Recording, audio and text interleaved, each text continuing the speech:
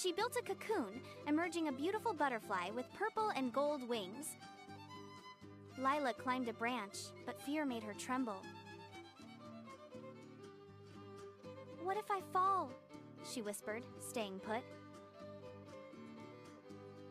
Her friend Momo the bee asked, "Lila, why aren't you flying?"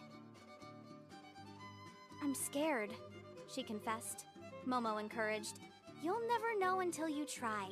Every butterfly falls before she truly flies."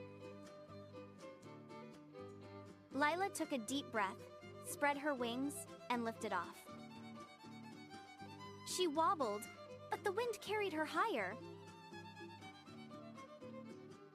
She flew over flowers, laughing with joy. Lila never stopped flying. Learning courage means trying. She'd tell scared caterpillars, "Neither could I until I tried."